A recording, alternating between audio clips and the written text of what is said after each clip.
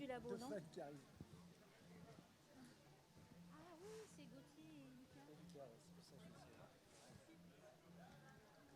C'est parti. Du projet Coexistence. Allez, on est parti. Bonjour. On n'est pas parti. Bonjour. On va commencer une table ronde des conférences. Alors, si tu veux nous écouter, il faut que tu t'assieds. Si tu veux participer, c'est bien, mais Tu serais mieux sur un petit bout. c'est bien. Alors, bonjour à toutes et à tous. Bienvenue au Festival Pop Science. Je suis Pauline Lachapelle. Je vais donc animer ce temps de table ronde que l'on a nommé vers les communs de la connaissance. Demain, les savoirs en partage, avec un gros point d'interrogation. Et donc, pour cette table ronde, on accueille 3 intervenants, 3 scientifiques. Nous avons à ma droite Claire Brosseau, qui est donc chercheure en sciences humaines et sociales. Claire, tu es spécialiste justement du sujet des communs scientifiques. Tu es aussi investie sur d'autres sujets, l'innovation sociale, les usages des bâtiments numériques, si j'ai bien vu ton CV. Et tu travailles notamment pour l'École nationale supérieure de l'architecture de Lyon et pour le laboratoire EVS LEUR. Tu peux nous traduire ce laboratoire EVS LEUR ? Environnement, ville, société. Voilà, merci. À ta droite, Alain Mille, qui est professeur émérite à l'Université Claude Bernard Lyon 1. Vous êtes spécialiste notamment sur l'intelligence artificielle, c'est bien ça ? Et puis, vous travaillez particulièrement pour le laboratoire d'informatique en images et systèmes d'information, le LIRIS, qui est aussi basé à Lyon. Et avec Claire, vous avez un grand groupe, qui n'est pas complètement là aujourd'hui, mais vous avez fondé un collectif qui s'appelle Coexistence, et dont on reparlera tout à l'heure, puisque c'est en lien avec notre sujet.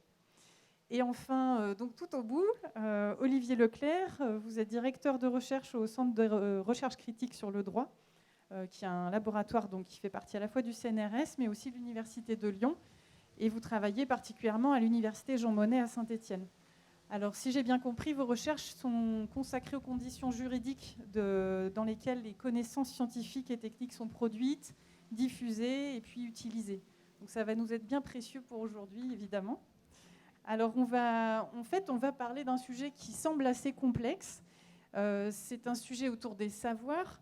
Ce qui nous interpelle, en fait, c'est de savoir comment on peut permettre une appropriation démocratique des connaissances. Et de se demander, est-ce que le numérique, finalement, facilite cette appropriation démocratique des savoirs ? Et peut-être, plus concrètement, en fait, il s'agit de savoir comment on produit ensemble la connaissance, comment on peut aussi la diffuser et toutes les questions, tous les problèmes que ça peut nous poser.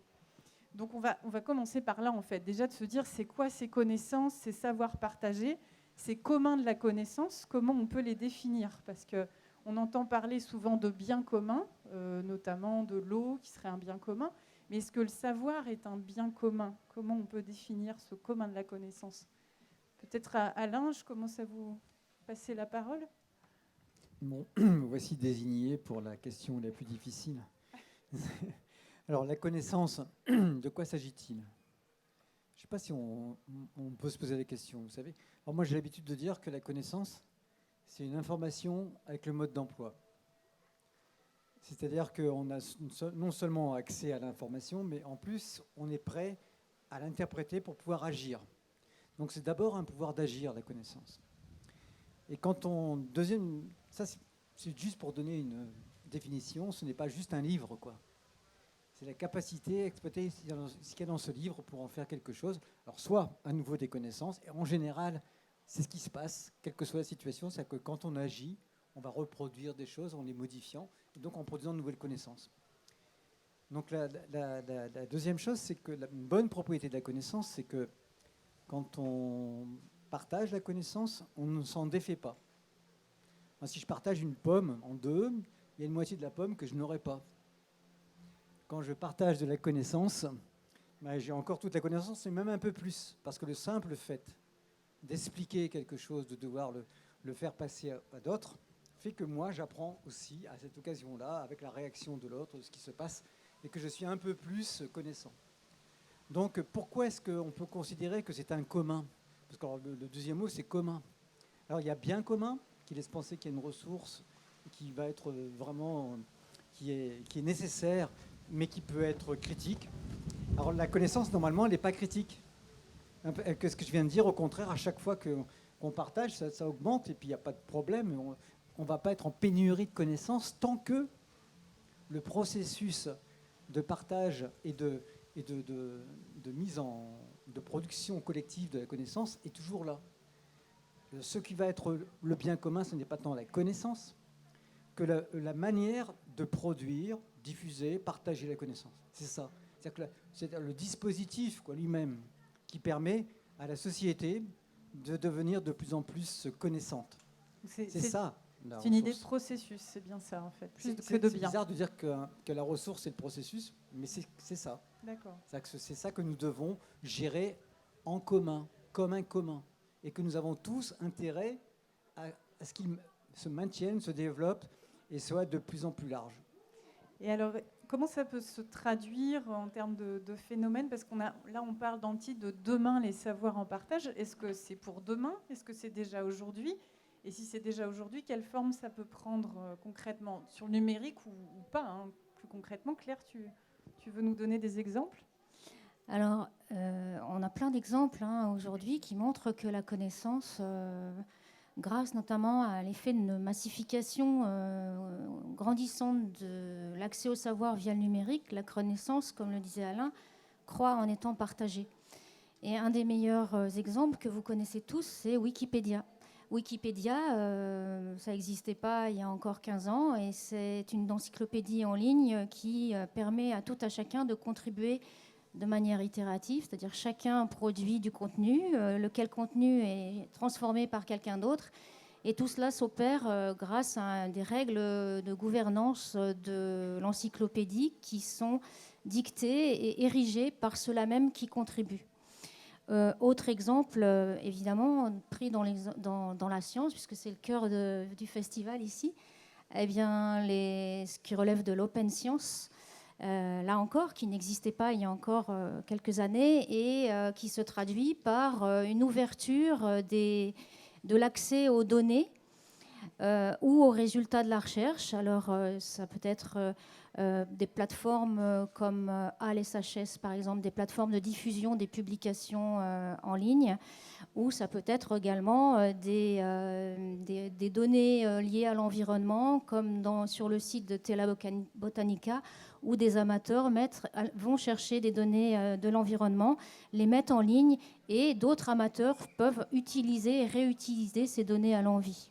Là, on parle de recherche participative, c'est ça? Là, on parle de recherche participative, mais également de commun, dans la mesure où cette connaissance, elle est mise à disposition et elle a la possibilité d'être réutilisée par tous. D'accord. Et ce qu'on appelle les cours en ligne, etc., ça fait partie aussi de ces...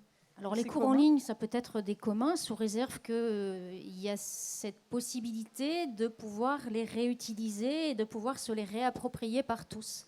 C'est ce qui caractérise notamment cette connaissance produite et sous le vocable ouvert. D'accord. En somme, il faut un critère de non-lucrativité. Est-ce qu'on peut poser ce mot-là ou... Alors, je ne dirais pas que le caractère non lucratif serait central, mais je crois qu'au stade où nous en sommes dans la discussion, c'est très utile de voir déjà, à partir des deux interventions précédentes, que le mot connaissance s'avère beaucoup plus foisonnant, beaucoup plus ouvert qu'on pouvait le penser, et sans doute il est utile de distinguer différentes choses.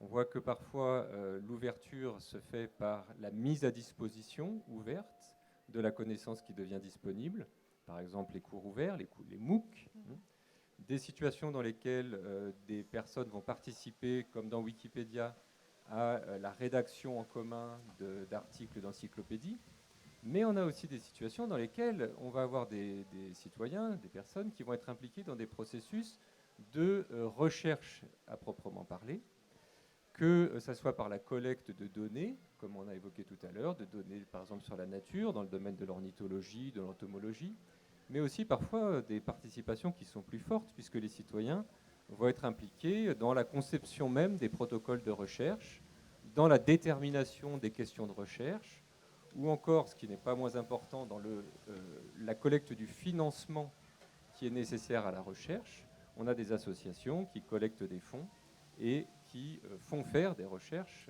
à partir des fonds ainsi récoltés. Voilà.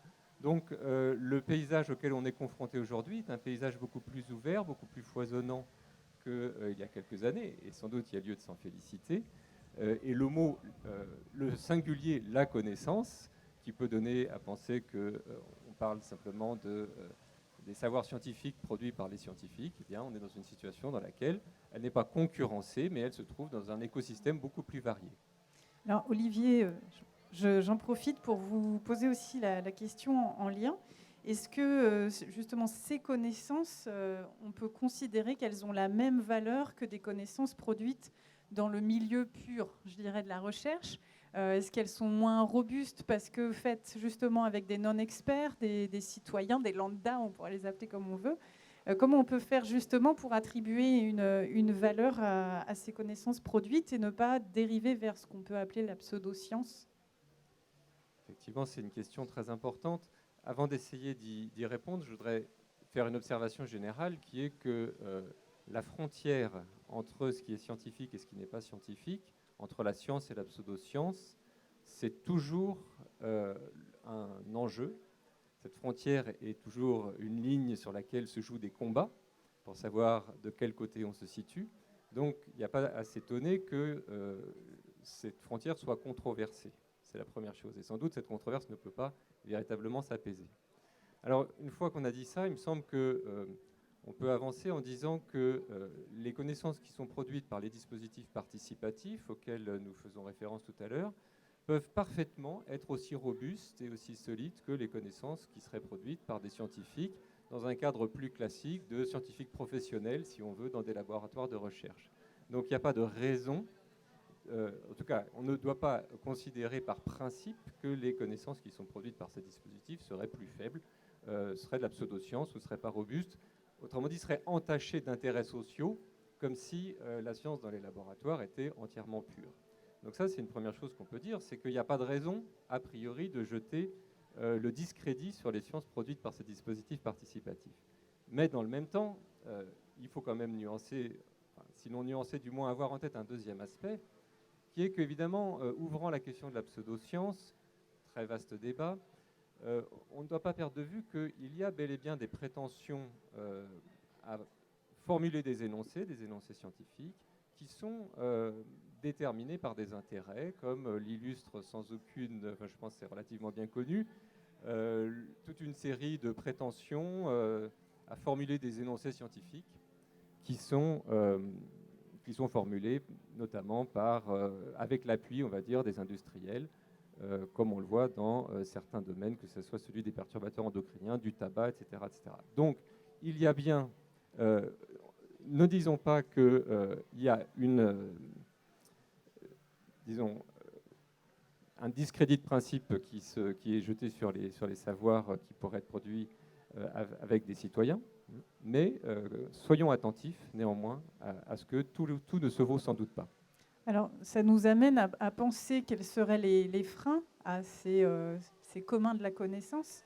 On voit bien qu'il y a des intérêts qui peuvent être divergents, des acteurs qui peuvent avoir aussi des intérêts divergents, alors qu'on cherche un intérêt général dans ces communs. Du point de vue économique, comment ça se passe? Est-ce qu'on peut imaginer qu'il y ait des vrais camps différents, des idéologies différentes autour de ces savoirs et des combats d'intérêts, je dirais, des luttes d'intérêts? Claire? Alors, dans la tradition, dans la filiation intellectuelle des communs de la connaissance, on a coutume de dire qu'il y a des enclosures qui freinent la production de ces savoirs partagés.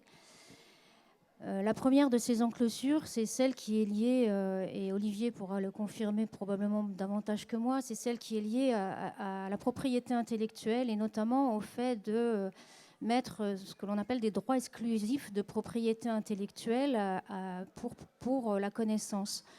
Vous en connaissez tous au moins un, c'est par exemple le brevetage sur le vivant, notamment dans le domaine des semences, qui est assez connu, ou dans le domaine de la pharmacie sur des produits, des gènes qui vont être appropriés de manière exclusive par des industriels pour pouvoir mettre en service des médicaments sur le marché. Donc cette première enclosure liée au droit de propriété intellectuelle, elle ne permet pas l'appropriation des connaissances issues de la recherche, mais pas que, aussi également issues du numérique, puisque sont en jeu aussi tout ce qui relève des licences propriétaires dans le domaine du numérique. Donc ça, c'est un premier frein. Deuxième frein, il a été évoqué tout à l'heure, c'est le frein d'ordre économique. On s'aperçoit que depuis le 19e siècle, voire même un petit peu avant, il y a eu une évolution de la science qui a poursuivi des intérêts de plus en plus économiques, avec une rationalité qui est poussée notamment par la croissance, par le dogme de la croissance. Et on a perdu peu à peu de vue tout ce qui relève traditionnellement du bien commun, à savoir les valeurs sociales, environnementales de la science. Troisième frein, et c'est sans doute le plus difficile à assumer par les scientifiques eux-mêmes et par le monde académique, c'est ce que l'on pourrait appeler, ce qui relève des formes organisationnelles du champ scientifique, qui s'est de plus en plus spécialisé et qui s'est formaté et spécialisé en disciplines très très fermées sur elles-mêmes et qui empêche à la connaissance de s'ouvrir tant au niveau des publications qu'au niveau de l'accès même à ces ressources en amont dans la production de la connaissance, puisque ces disciplines fonctionnant en vase clos, ayant leur propre rationalité, leur propre épistémologie, ne permettent pas précisément cette ouverture. Est-ce que du point de vue du numérique, dans le champ du numérique et des technologies, c'est la même chose? Parce que finalement, tu parles effectivement du champ de la recherche qui fonctionne aujourd'hui beaucoup en logique de projet et d'usage. Hein.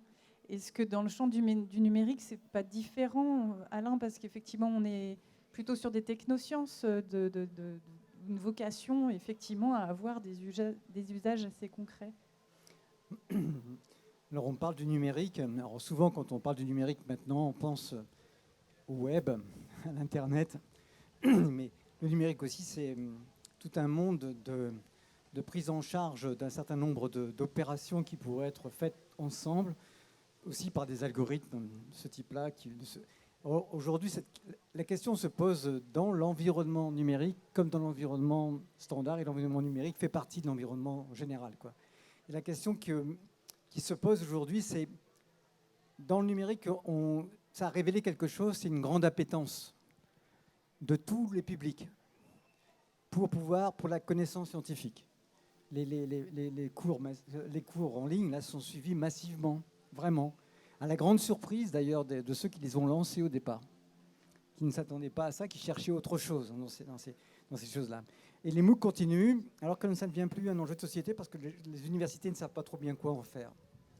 Mais par contre, les gens s'y inscrivent massivement et réitèrent de ce type-là.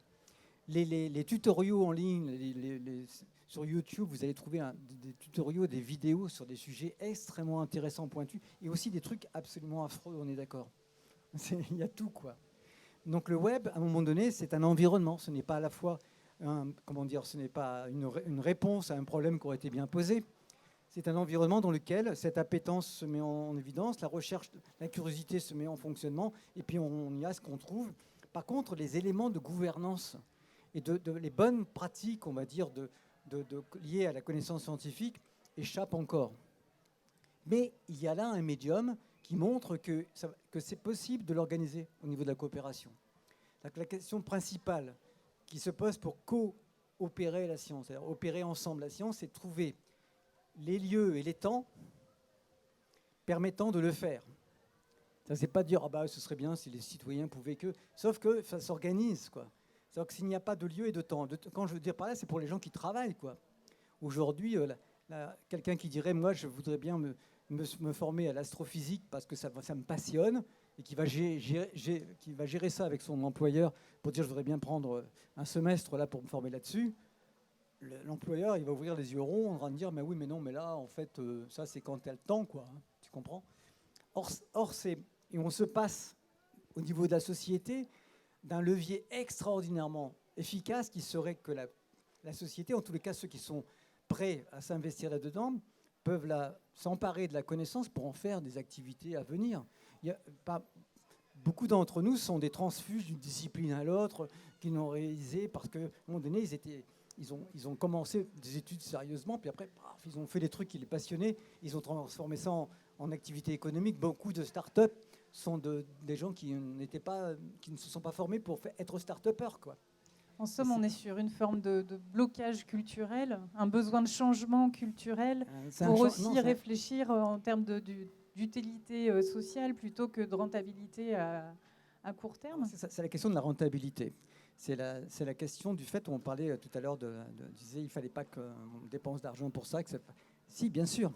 En gros, la question, c'est investir, que la société investisse en donnant la possibilité à chacun, pas forcément à tout le monde, ce qui est différent, quoi, entre les deux, de pouvoir, à un moment donné, se participer au processus scientifique, modifie profondément la donne. C'est-à-dire que le silo universitaire de la connaissance devient quelque chose qui devient une agora de la connaissance. Et là, les choses vont émerger parce qu'il y a, à un moment donné, les conditions qui font que ça sort. Et donc, on n'organise pas une espèce d'hyper-laboratoire. On organise toutes les conditions pour que ces connaissances scientifiques soient vraiment coopérées. Mais ça, il faut l'inventer, il faut expérimenter maintenant. On est au moment de l'expérimentation, y compris économique. On voit bien qu'il y a tout un bouleversement qui s'opère et qui est encore à opérer, et du point de vue économique, culturel et politique. Je vais peut-être revenir d'ailleurs avec vous, Olivier, sur ces bouleversements, comment ça peut aussi créer des vraies tensions du point de vue politique, économique, puisque vous avez étudié particulièrement les phénomènes autour des lanceurs d'alerte. Est-ce que vous pouvez nous dire de quoi il s'agit déjà et nous dire comment ça se passe, pourquoi ça se passe? Oui, alors pour rapporter le thème des lanceurs d'alerte au sujet de notre discussion, on peut voir effectivement un frein à la connaissance dans le fait qu'un certain nombre de personnes prennent la parole dans l'espace public pour déclarer l'existence, révéler l'existence de tel ou tel risque, par exemple, pour la santé ou pour l'environnement. Et le frein vient du fait qu'ils s'exposent, et ça n'est pas qu'une vue de l'esprit, ils s'exposent à des mesures de rétorsion qui peuvent prendre la forme d'un licenciement, qui peuvent prendre la forme d'une action en justice pour diffamation, pour injure, dénonciation calomnieuse, etc.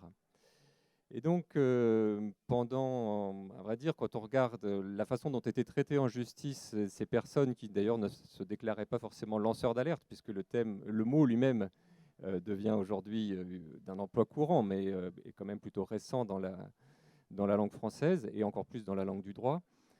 Donc, ce sont des personnes qui, pendant très longtemps, s'exposaient véritablement à des sanctions et avaient beaucoup de mal à éviter d'être licenciés des entreprises quand ils étaient salariés ou exclus de la fonction publique dans le cas de fonctionnaires. Et ce que l'on voit se développer depuis quelques années, c'est un ensemble législatif, un ensemble de lois qui vient reconnaître à des personnes qui sont qualifiées de lanceuses d'alerte une immunité, c'est-à-dire qu'on ne va pas pouvoir les sanctionner du fait qu'elles aient révélé ces informations. Alors, on peut évidemment voir ce mouvement de protection des lanceurs d'alerte de façon très positive, mais évidemment, tout est une question dans ces affaires-là, dans les affaires juridiques, c'est souvent le détail du dispositif qui compte.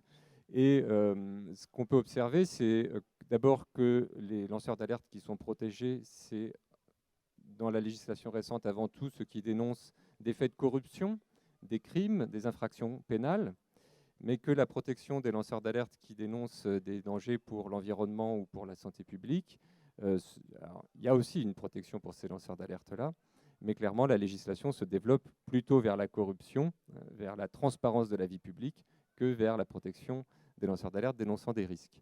Et puis, si je peux ajouter juste un dernier élément de précision, ce qui est évidemment très important, c'est que les lanceurs d'alerte, pour être protégés, doivent être désintéressés et de bonne foi, c'est-à-dire qu'ils ne sont pas rémunérés. Et enfin, question complexe et sur laquelle, à mes yeux, on peut être un peu critique à l'égard de la législation récente, c'est à qui s'adresse l'alerte. Et il y a évidemment une crainte, si vous voulez, on oscille entre deux pôles. Le lanceur d'alerte qui pourrait s'exprimer directement dans la presse donne le plus grand écho possible à son propos, mais ce faisant, on expose aussi les entreprises à des dénonciations qui se révèlent inexactes et qui va nuire gravement à leur réputation. Argument qui peut tout à fait s'entendre. De sorte que dans la législation récente, il est prévu que le lanceur d'alerte doit s'adresser d'abord à son employeur, ensuite, à défaut de réaction de l'employeur, à l'autorité publique et en dernier ressort à la presse.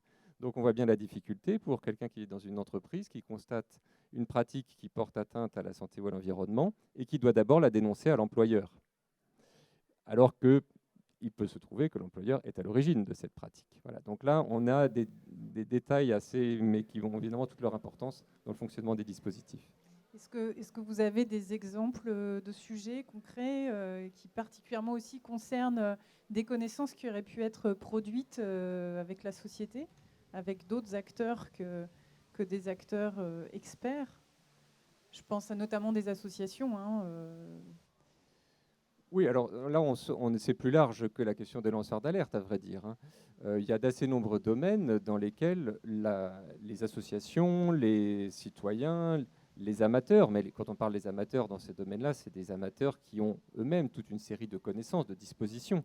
Les amateurs ne se caractérisent pas essentiellement par leur degré de connaissance inférieur, ils peuvent avoir des connaissances très précises. Donc il y a des domaines assez nombreux dans lesquels les connaissances dont on dispose aujourd'hui doivent beaucoup aux amateurs, et on peut donner l'exemple de la biodiversité, qui a la connaissance de la biodiversité a une très grande importance, en particulier pour la mise en place d'une législation protectrice, et on estime qu'environ 60% des connaissances sur l'état de la biodiversité provient des enquêtes participatives dans le domaine de l'ornithologie, de l'entomologie, de l'herpétologie, etc. Donc toute une série de spécialités naturalistes. Et sur des sujets plus polémiques comme le nucléaire, c'est vraiment dépendant aussi de personnes Bien sûr, sur des sujets polémiques, comme les OGM, comme le nucléaire, comme les perturbateurs endocriniens, etc. Une part importante de l'avancée des connaissances, au moins sous forme d'aiguillons, provient de contre-expertise citoyenne. Mais je ne dis pas que les connaissances dont nous disposons proviennent exclusivement de cette source, mais les contre-expertises qui ont été développées notamment dans le milieu associatif ont été facteurs de développement de nouvelles recherches et donc ont contribué très positivement au développement des connaissances, et en particulier à faire apparaître les incertitudes qui demeurent. Alors justement, merci Olivier, on va pouvoir se questionner comment ces connaissances elles sont coproduites, puisque vous amenez le sujet. Claire, Alain, vous qui avez justement cette expérience avec Coexistence, est-ce que vous pouvez nous dire comment des chercheurs peuvent travailler avec d'autres acteurs de la société, dans une diversité d'acteurs, pour former justement ces savoirs, ces connaissances communes? Comment ça se passe et quel intérêt ça a? Alors, il faut savoir que ce soit Coexistence ou des acteurs comme Science Citoyenne, actuellement, on n'invente pas grand-chose, si ce n'est qu'on se situe davantage dans l'expérimentation pour ce qui est Coexistence d'un point de vue juridique, économique. Mais pour ce qui est des sciences participatives, il y a des tas de choses qui ont été inventées, notamment à travers des dispositifs qui impliquent des citoyens via la recherche-action, la recherche-intervention, la recherche communautaire. Dans plein de domaines, il y a des choses qui existent, y compris en matière de choix scientifiques et techniques. Il y a les conventions de citoyens qui existent. Ça fonctionne comment, ça, par exemple? Eh bien, si on devait en organiser une aujourd'hui, ça prendrait forme comment? C'est un protocole qui permet à des citoyens et à des chercheurs de travailler ensemble, mais à des citoyens de progressivement s'acculturer sur un sujet. Par exemple, les OGM, il y a eu des expérimentations très intéressantes sur les OGM, et de dire, bah voilà, j'en sais un peu plus sur les OGM, donc c'est grâce à ce protocole d'échange, de diffusion, de capitalisation de savoir à la fois entre chercheurs et citoyens. Ça prend du temps, évidemment, c'est toute une éducation et tout un processus qui est lent. Et puis, au bout d'un certain temps, je suis en capacité, moi, citoyen, parce que je suis plus éclairé sur la question, de décider si une recherche est bonne ou pas pour l'environnement et du point de vue de la manipulation génétique. Voilà, ça c'est la Convention Et citoyenne. donc de rendre un avis dessus, Et sur donc les orientations même de... Voilà, tout à fait. D'accord. Donc c'est toute une logique d'acculturation, tu disais. Oui, de donc voilà, il y a capacitation. toute une tradition qui existe dans plein de disciplines, notamment en sciences de l'environnement, sciences du développement, sciences humaines et sociales. Et aujourd'hui, donc, ces expérimentations, ces dispositifs peuvent tout à fait être réinjectés dans des pratiques, mais c'est pas seulement la mise en place de ces dispositifs qui vont être déterminants, c'est aussi de mettre dans un contexte plus vaste l'application de ces dispositifs participatifs, c'est-à-dire tenir compte de l'environnement juridique, de l'environnement économique et de tout un tas d'outils seule la science participative ne permet pas d'ouvrir suffisamment la science. Donc il faut absolument les coupler avec d'autres dispositifs de manière à ce que ça soit efficient en fait. Alain ? Donc je voudrais donner un autre exemple qui montre que c'est non seulement utile, mais qu'on ne pourrait pas faire sans. Je vais donner l'exemple de l'enseignement à distance et des fameux MOOC dont on a évoqué. Quand ces MOOC ont été lancés, c'est des enseignements ouverts massivement. Les cours sont faits par des enseignants qui ne peuvent pas imaginer qui sont les gens qui vont s'inscrire. Puisque c'est simplement inimaginable, on ne les connaît pas, on connaît les étudiants. Donc ils font des cours comme ils sont d'habitude pour les étudiants. Donc des capsules, quoi, des capsules vidéo, des QCM, des exercices plus ou moins interactifs. Il y a des forums, il y a tout un tas les réseaux sociaux ont été mobilisés pour permettre aux gens d'interagir.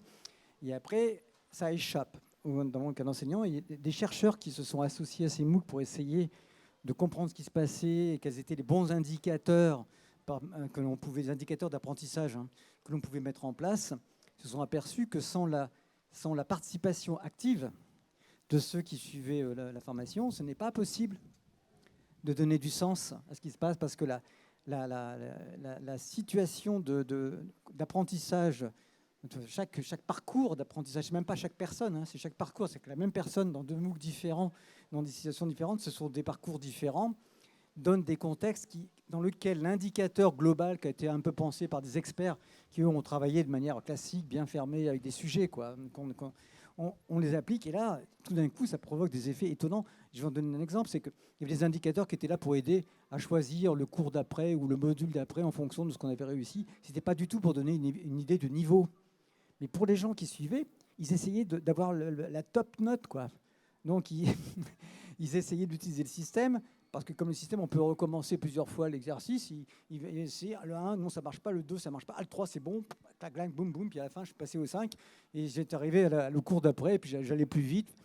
Ils étaient dans un système de performance qui était complètement à l'envers de ce qui avait été imaginé. Finalement, grâce à ce fonctionnement numérique, on remet à jour l'intérêt des pédagogies actives, des pédagogies inversées. Les chercheurs qui étaient associés, ils se sont trouvés impuissants parce qu'ils n'avaient pas pensé le dispositif pour impliquer les apprenants aussi au dispositif de recherche.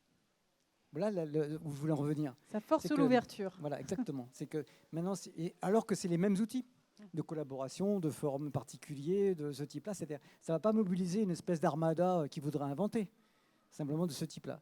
Et là, les 10-15% qui vont participer, ça va être extrêmement intéressant pour la recherche. Alors, Olivier, je voulais vous demander en lien, comment ça se passe, l'implication de savoir d'expérience, puisque là, finalement, on parle bien d'expérience, puisque l'acteur, on va dire considéré non expert, il vient, ce que vous dites, Alain, avec son bagage, avec ce qu'il est, mais peut-être aussi avec un savoir venant du vécu. Vous avez déjà pu observer ça dans vos recherches ? Oui, alors effectivement, les personnes qui participent à à des dispositifs comme ceux qu'on évoque arrivent avec leurs dispositions, avec leur formation, leurs appétences, leurs envies de participer, et s'intègrent dans un dispositif qui va guider leur action. Bon, ça c'est tout à fait clair. Mais il y a une question un tout petit peu distincte que vous évoquez, celle des savoirs de l'expérience, avec la question qui est la suivante. Est-ce que ce que chacun sait de sa propre expérience constitue véritablement un savoir d'égale dignité, si on veut, qui devrait donc être pris en compte également par rapport au savoir des spécialistes? Et alors là, on peut mentionner des expériences tout à fait concrètes, à commencer par celle, je pense, la plus célèbre, menée par l'association ATD Quart Monde, où l'argument est de dire que pour comprendre la grande pauvreté, on peut entendre les savoirs des spécialistes universitaires, par exemple des sociologues spécialistes, on peut entendre les travailleurs sociaux qui ont une expérience en tant que professionnels de ces situations sociales, mais on doit aussi entendre ce que les personnes qui vivent la pauvreté ont à en dire. Et donc, ATD Quart Monde met en place des dispositifs qui font dialoguer ces trois voix sur un pied d'égalité, étant entendu, bien sûr, que chacun de ces acteurs a des savoirs et des savoir-faire, et qu'il faut apprêter, il faut mettre en place un dispositif qui permet l'échange. Parce qu'on se doute bien que les sociologues universitaires, c'est leur métier d'écrire, de réfléchir sous un certain format qui est celui de l'université. Et quand on demande à des personnes dans la grande pauvreté de faire la même chose, ils n'ont pas la formation pour. Donc il faut mettre en place des moyens d'échanger. Le dispositif concret qui permet l'échange est très important au-delà du principe même de cet échange. Et alors je voudrais signaler, c'est peut-être, ça peut sembler anecdotique, mais j'ai apporté ça en venant ici, un décret très récent du 6 mai 2017, qui est publié il y a peu au Journal officiel. Ça fait partie, à titre professionnel, j'ai ce plaisir de regarder régulièrement le Journal officiel. Et donc, je suis tombé sur ce décret qui définit ce qu'on appelle le travail social. Et donc, ce décret énonce que le travail social met en dialogue des savoirs académiques, des savoirs d'expérience, on parle ici des professionnels, par exemple de l'accompagnement social, mais aussi les savoirs du vécu. Donc voilà, dans un texte juridique, un décret, la reconnaissance, et à ma connaissance pour la première fois, mais je n'ai pas fait une recherche exhaustive, du fait que sur certaines questions, il y a lieu, pour la comprendre véritablement, d'entendre également ce que les gens qui la vivent ont à dire. Alors, il y a quelques études qui montreraient une certaine défiance aujourd'hui de beaucoup de citoyens vis-à-vis de la science, des chercheurs, des connaissances produites par la recherche elle-même. Est-ce que justement ces formes dont on parle là, de coproduction des savoirs, notamment avec les personnes concernées par un sujet, est-ce que ça permet justement un autre regard, un regard peut-être avec plus de confiance parce que une production plus partagée? Ce qu'on peut dire, c'est que bien souvent, quand on constate dans la société des résistances à des connaissances scientifiques, la réaction est de dire, mais finalement, si les gens s'opposent, par exemple aux OGM, c'est parce qu'ils n'ont pas bien compris. Donc on va mieux leur expliquer, et quand ils auront bien compris, ils vont accepter. En réalité, il y a des recherches en sciences sociales, en assez grand nombre, qui montrent que ce modèle descendant, si on veut, ou peut-être pédagogique, ne fonctionne pas, et que l'acceptation, ou en tout cas un rapport plus apaisé aux innovations techniques, passe assez largement par la possibilité donnée aux personnes de faire valoir ce qu'ils savent et d'être insérés dans des processus participatifs. Ce qui m'amène peut-être à introduire une distinction simple, mais qui je crois est utile, c'est qu'on voit des dispositifs dans lesquels des citoyens sont associés à la production de connaissances. Donc ça va être des recherches participatives, si on veut, avec toute une série d'enjeux liés à la qualité des savoirs ainsi produits. Mais ce n'est pas du tout la même chose que des dispositifs dans lesquels des citoyens sont associés à l'expertise en vue d'une décision publique dans des situations scientifiques controversées, où là, l'enjeu n'est pas la qualité des savoirs, mais quelle démocratie pour la décision scientifique et technique. Donc, pour en revenir à votre question, c'est sur ce deuxième versant qu'il convient de se situer. La confiance dans la science, elle vient assez largement dans la présence de dispositifs qui permettent aux citoyens de faire valoir leur voix dans la décision scientifique et technique en situation de controverse ou en situation d'incertitude, beaucoup plus, à vrai dire, que leur participation à la production des connaissances elles-mêmes. Il faut bien qu'on distingue deux formes différentes, la production et effectivement l'avis citoyen, qui serait effectivement une forme de démocratie dans la recherche, dans les connaissances produites Voilà, et leurs usages. l'exemple simple pour terminer là-dessus, c'est qu'est-ce qu'un OGM? Voilà, ça c'est une question qui concerne les connaissances. Et faut-il des OGM dans l'alimentation? Ça c'est une question de décision publique. D'accord. Claire? Oui, pour compléter la réponse, en fait, c'est pas parce que la connaissance est ouverte qu'elle est démocratique. Pour qu'elle devienne citoyenne ou pour qu'il y ait une appropriation, en effet, il faut que en tout cas, on a remarqué, c'est assez établi, que le citoyen a le sentiment de s'approprier les connaissances que s'il participe à la gouvernance des processus qui l'ont conduit à la produire. Donc, il y en a un exemple a été donné. Aujourd'hui, on n'a pas parlé tout à l'heure de tout ce qui est mouvement Maker, Fab Lab. Ces mouvements-là, ils ont une grande défiance vis-à-vis de la recherche. Ils se disent eux-mêmes chercheurs. Enfin, beaucoup de ces makers, de ces artisans de ces tiers-lieux se disent chercheurs, avec une grande défiance vis-à-vis du monde académique. Pourquoi ? Parce qu'ils se sentent en capacité de produire des innovations techniques, mais aussi de la connaissance, et ils revendiquent le droit de pouvoir participer au processus de production de manière autonome. Donc ils ont le sentiment de construire une action citoyenne et d'en maîtriser à la fois les enjeux, les finalités et les outils. Est-ce qu'il s'oppose finalement à la manière aussi de produire et d'utiliser les connaissances dans l'économie actuelle, puisque tu nous parles de tiers-lieux? Est-ce que c'est une autre forme oui, économique? Oui, tout à fait. On parle beaucoup d'économie collaborative. Est-ce que c'est la même chose? C'est le même domaine? Oui, il y a différents types de tiers-lieux, mais en tout cas, ceux qui ont comme projet de contribuer à produire des innovations techniques ou même de la connaissance de manière autonome, en effet, ils s'opposent d'une certaine manière à toute l'économie collaborative, dont on voit aussi les effets dans le domaine scientifique, puisqu'on assiste aujourd'hui à une forme, pardonnez-moi l'expression, mais d'ubérisation de la science, où on ubérisation. Oui, ubérisation de la science, où on met l'usager des technologies, l'usager d'une invention, l'usager d'un espace public en situation d'être un expert d'usage. Et cet usager, là encore, ne participe pas aux décisions politiques qui ont présidé à la définition de cet usage. Il contribue à produire. Et donc, en devenant en quelque sorte expert d'usage dans l'économie collaborative liée à la connaissance, il n'est pas autre chose en quelque sorte que ce même usager à qui on va demander de conduire des voitures pour amener une personne d'un endroit à l'autre chez Uber, en quelque sorte. On a finalement des idéologies vraiment opposées. Je dirais un mouvement culturel plutôt visant le partage, la démocratie, même si ça n'empêche pas la rentabilité. Et d'autre part, une économie purement, je passerai le mot, mais purement capitaliste, qui cherche d'abord à rentabiliser l'usage et l'usager.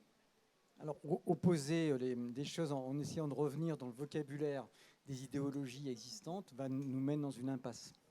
Puisqu'il faut vraiment penser les choses en disant on doit les construire. Ce n'est pas en train de choisir sur l'étagère droite ou sur l'étagère gauche. C'est de se dire, aujourd'hui, si on veut construire ce dispositif de commun des connaissances, il faut s'intéresser à la décision sur les usages, mais il faut s'intéresser à la décision sur les questions de recherche, il faut s'intéresser à la manière dont la production va se faire, et ceci comme étant un. Et de manière, pas comme étant à chaque fois des choses qui pourraient se voir de manière totalement isolée. Si je veux pouvoir être dans un comité d'experts pour dire les OGM, on y va, on n'y va pas. Il va bien falloir que même moi, je me sente capable de dire quelque chose, d'informer sur le sujet, et pas uniquement polémique ou idéologique, quoi, en disant c'est pas bien. Pourquoi ? Parce que c'est pas bien. Ou bien en reprenant des choses que j'ai lues ailleurs. Donc si je ne suis pas un acteur possible, donc en aval, en amont, je serais très facilement considéré comme étant pas compétent, pour le dire, et donc idéologiquement marqué. On m'a raconté un truc il n'y a pas longtemps, j'étais étonné au début, puis après je comprends bien.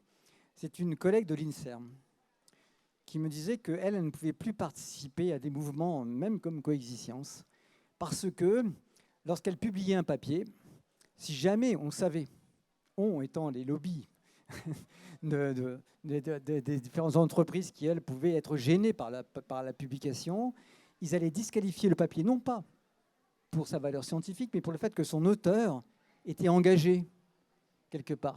C'est impressionnant. Alors le fait parce que c'est comme si c'était pas normal, c'est comme si on pouvait faire de la science totalement, comment dire, hors sol, quoi, en n'étant jamais citoyen, en n'étant jamais impliqué, et que du coup les scientifiques, il fallait qu'ils se mettent vraiment dans une tour d'ivoire bien fermée, quoi, et qui produisent des résultats, comment dire, valables, quel que soit le contexte, quel que soit ce qui se passe, quel que soit tout, quoi. Et ça, on ne peut pas dire ça c'est bien, puis l'autre est mal. Elle est coincée, hein, parce qu'elle sait déjà par avance que ces résultats vont peut-être contredire des résultats qui vont gêner je ne sais quelle affirmation marketing de telle ou telle entreprise. Et elle, du coup, pour que ce soit utilisable par des ONG hein, qui vont essayer de valoriser cet article, il ne faut surtout pas qu'elle soit visible. C'est désespéré. On cherche à faire autre chose. Ce qu'on essaye de construire maintenant, c'est de se dire, il faut que la société se dise, mais finalement, on a vraiment un intérêt commun à le faire, mais il faut qu'on invente ce commun qui est intégratif, mais on n'a pas la solution. C'est pour ça que par rapport aux idéologies, je ne sais pas moi. Je veux dire, est-ce que c'est de gauche ou de droite là tout de suite ? Je ne sais pas trop. Ce que je sais, c'est que c'est humain. C'est que c'est en tous les cas que c'est piloté par la vie, quoi. Il s'agit plutôt de défendre plutôt qu'une pseudo-neutralité des chercheurs, une indépendance, et puis surtout une citoyenneté de la recherche. Une éthique partagée, vraiment partagée depuis celui qui est le participant, parfois à la recherche, au professionnel, à l'entreprise qui va utiliser les connaissances, que cette éthique se construise dans un processus commun. Alors, peut-être avant qu'on passe la parole aussi à quelques personnes parmi nous, Claire, tu peux nous dire ce qu'est Coexistence, comment vous essayez justement d'arriver à cette éthique, à cette production partagée de connaissances ? Alors, c'est un collectif qui a émergé il y a un an à peu près et qui est aujourd'hui constitué d'une centaine de personnes, qui s'est constitué en groupe projet, qui a lui-même créé une association en décembre. Et notre objectif, c'est de mettre la science au service du bien commun, donc à travers 3 enjeux principaux: le libre accès à la connaissance, on l'a abondamment explicité ici, la co-construction des connaissances grâce à des outils collaboratifs et grâce à des outils de sciences participatives, et puis la gouvernance partagée à laquelle on tient beaucoup, parce que sans cette gouvernance, je le répète, il n'y a pas possibilité de faire des sciences réellement citoyennes. Et puis on expérimente à travers différents projets que l'on commence à mettre en œuvre depuis maintenant 2 ou 3 mois un certain nombre d'outils. Par exemple, là, on a fait un World Café sur la coproduction d'indicateurs d'utilité sociale et environnementale, des mesures d'impact différentes que celles qui existent aujourd'hui par rapport à la science. On est amené à coproduire, à faire des projets aussi qui visent à coproduire des problématiques de recherche. On a déposé un projet il n'y a pas longtemps là-dessus dans le domaine de l'habitat et l'énergie. On peut être amené aussi à faire un petit peu de médiation scientifique autour du numérique notamment. Il y a un projet pour contribuer au Festival Off du Forum mondial du web. Voilà, on est à la fois pluridisciplinaire, ouvert, et le collectif est lui-même constitué de chercheurs, de makers, d'entrepreneurs, de citoyens, même s'il n'y en a pas encore beaucoup. Et on est en phase de rodage et en pleine évolution. On vous trouve sur le web ? Tout à fait, coexistence.fr. Très bien. Alors, il y a des petits papiers, Il y justement, a même si un vous tract. voulez partir avec pour avoir l'adresse plus précise. On va vous passer la parole si vous avez des remarques, des savoirs à nous apporter ou des questions.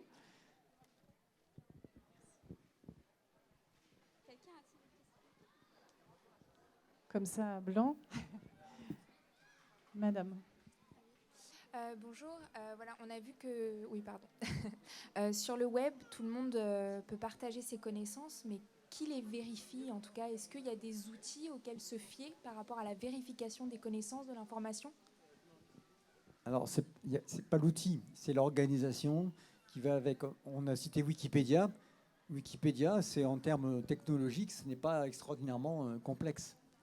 Mais par contre, en termes de mode de fonctionnement, c'est un principe même qui fonde le Wikipédia. C'est que c'est comment dire, c'est les pairs qui à un moment donné vont dire je ne suis pas d'accord. Si vous allez sur Wikipédia, vous avez d'autres onglets. Hein. Vous avez l'onglet sur l'article, puis vous allez sur le truc vous pouvez voir qui. Alors c'est souvent des noms comme chez les scouts, hein, mais avec des noms bizarres. Je n'ai jamais compris pourquoi les gens ne donnaient pas leur vrai nom quand ils contribuent à Wikipédia, mais bon, c'est pas grave. Mais donc, et là, on voit des vraies discussions, des vraies discussions de fond. Alors, si vous n'êtes pas du tout du domaine, vous dites waouh, voilà. Mais ceux qui sont du domaine, ils y vont. Et je peux vous dire que moi, dans le domaine de la science artificielle, mais sur les domaines des logiques modales, par exemple, je suis allé voir et que j'ai vite reconnu mes collègues qui participaient, hein, en plus. Mais par contre, il y a aussi de la méta-régulation. C'est-à-dire que vous avez au niveau de Wikipédia, les gens, ceux qui régulent le fonctionnement ne régulent pas les contenus. Ils disent, bah là, franchement, là, il n'y a pas assez vos sources ne sont pas machin. Et là, c'est pas, vous êtes en train de polémiquer, vous n'êtes pas en train de produire des connaissances. Voilà, en gros. Hein. Olivier, Oui, un juste complément de un réponse. complément très rapide pour réagir au début de votre question. J'en profite pour me mettre un petit peu à l'ombre. Voilà. Ça fait du bien. En disant que tous peuvent participer. Dans ces domaines-là, comme dans d'autres, il faut souvent regarder les choses assez finement, c'est-à-dire qu'en réalité, il y a des études qui montrent que dans des dispositifs d'échange, notamment type Wikipédia, c'est très majoritairement des hommes qui participent. Donc il y a des biais genrés, si vous voulez, qui ne sont pas identiques pour la participation concernant les dispositifs avec support informatique ou d'autres types. Donc c'est ouvert à tous, mais il faut l'entendre au sens strict. Donc il y a, voilà, cette ouverture à tous, elle est très importante, hein, ce n'est pas une manière de la discuter, mais n'ayons pas une vision peut-être trop irénique, trop optimiste. Et il y a aussi à la fois des biais de genre, peut-être des biais économiques qui rentrent en ligne de compte et qui doivent être traités comme tels. Plus des biais culturels, des gens qui ne s'autorisent pas à donner un point de vue parce qu'ils pensent qu'ils ne sont pas, que leur point de vue n'est pas pertinent. D'accord, mais ça voudrait dire que sur le net, il faudrait toujours avoir un doute? Pas que sur le net. Hein. Mais est-ce que le doute ne fait pas partie aussi du processus de production de connaissances, de production de la recherche? Peut-être on peut raisonner par analogie avec le domaine des revues scientifiques. Les revues scientifiques dans lesquelles ce qui garantit le crédit de ce qui est publié, c'est la révision par les pairs. Donc le fait qu'un processus de révision par les pairs ait eu lieu en amont. On peut dire par parenthèse que ça n'empêche pas qu'il y ait des choses fausses qui soient publiées, mais enfin ça c'est pas du tout en soi problématique. Ce qui est intéressant d'observer, c'est la façon dont les processus de révision par les pairs évoluent, avec dans certaines revues maintenant les articles qui sont mis directement en ligne et on a une révision collective ouverte, c'est-à-dire que chacun peut réagir à l'article. Et ce qui fait finalement le crédit de l'article, c'est qu'il n'a pas été, alors qu'il pouvait être critiqué par tous, il ne l'a pas été ou aucune erreur n'a été pointée. Donc c'est une sorte de distribution de la critique plutôt que d'intégration dans le peer review, dans la révision par les pairs. Donc de toute façon, on ne peut pas éviter, si vous voulez, les savoirs. Ce qui fait la robustesse ou le crédit, ce qui n'est pas toujours la même chose, des savoirs, ça passe par la mise en place de procédures. Et ces procédures, elles peuvent être plus ou moins ouvertes. Mais dans aucun de ces cas, on est certain à 100%. Donc ce n'est pas spontanément parce que c'est sur le web que ça va être mauvais ou bien. C'est parce qu'il y a un processus d'accompagnement bien compris par tous ceux qui peuvent y aller, que ça va converger vers des choses beaucoup plus stables et partagé de manière avec un processus de validation qui lui-même est compris. Donc ça ne va pas se faire tout seul, quoi. C'est pour ça nous, on milite pour organiser les choses, pour que ce soit possible et que ça devienne même attendu. Est-ce que vous avez parmi vous une autre question, une autre remarque? J'en ai d'autres, moi, sinon vous en faites pas. J'ai toujours des questions. Alors, moi, je me demandais, en écho à tout ce qu'on dit dans cette coproduction, de co-validation de connaissances, la place des chercheurs, finalement, est-ce qu'elle n'est pas aussi bousculée? Est-ce qu'on a, parce que tu parlais tout à l'heure, Claire, des makers qui pouvaient controverser justement la façon dont se produit la recherche. Est-ce qu'on peut se passer des chercheurs dans tout ça? Il y en a qui vraiment proposent ça dans des recherches actions ou actions-recherche, notamment dans le milieu de l'éducation populaire. Mais est-ce que ça ne provoque pas aussi une défiance des chercheurs vis-à-vis de cette ouverture? Alors, évidemment, quand on promeut la coproduction des connaissances, ça met à mal les régimes d'autorité de ceux-là même qui produisent la connaissance. En premier lieu, les chercheurs, enfin, en tout cas, le monde académique de la recherche, puisqu'il s'est constitué historiquement sur la suprématie du savoir et de la raison pure, pour revenir au XVIIe ou au XVIIIe siècle. Or, aujourd'hui, on n'est plus du tout sur ces modalités de production de savoir. Et ce qui est revendiqué par tous ces mouvements alternatifs comme étant des formes légitimes de production de savoir, qui passent notamment par le faire et par la mise en œuvre, enfin le fait de tenir compte aussi de l'incertitude. Ce sont des choses qui sont difficilement acceptables du point de vue des scientifiques, ou en tout cas difficilement mises en œuvre historiquement. Donc toutes ces formes de légitimité actuelles, toutes ces pratiques qui sont en train d'émerger, oui, repositionnent clairement la place du chercheur dans la production du savoir.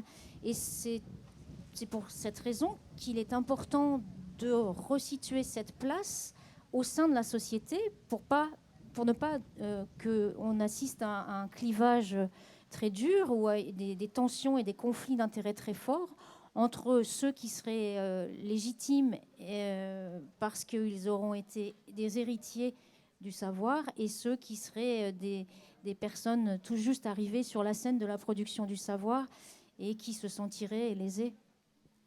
On est en pleine sociologie bourdieusienne des légitimes du savoir et de ceux qui n'auraient pas forcément les diplômes. Oui, mais en même temps, les choses, les choses, elles ne sont pas aussi clivantes que ça dans la réalité. C'est-à-dire que, par exemple, nous, on est en capacité de dialoguer avec des makers ou avec des citoyens dans la mesure où ceux-ci sont présents, ce qui est plus compliqué.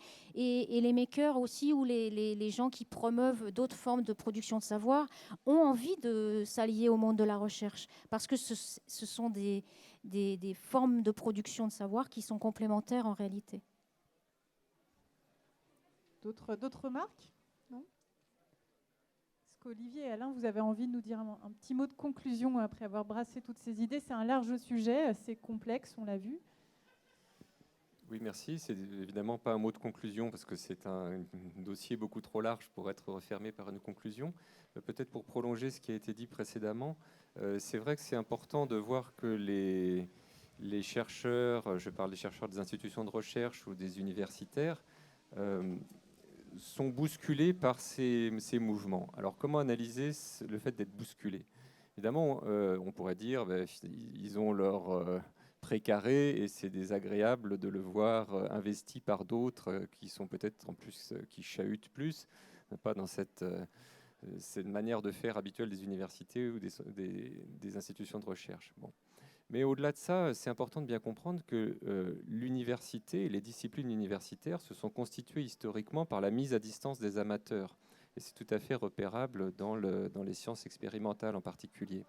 Et donc c'est une difficulté réelle pour les institutions de recherche que de revenir, de faire une place aujourd'hui à d'autres, sans revenir sur ce qui a été le processus qui établit à la robustesse aussi des savoirs qu'ils ont produits, Et c'est une difficulté un peu du même ordre qu'on retrouve à propos des cours ouverts, pour revenir à ce qui était dit tout à l'heure, où ça pose la question de la diplomation, c'est-à-dire dans quelle mesure l'université, dont l'activité consiste à distribuer des diplômes, peut donner place à des MOOC qui sont ouverts à tous et dans lesquels le contrôle des connaissances ne peut pas s'effectuer de la même manière. Donc ce que je veux dire en somme, c'est que au-delà de la résistance peut-être corporative, qui peut exister sans aucun doute, il ne faut pas sous-estimer les changements conceptuels aussi que ça implique pour les milieux de la recherche.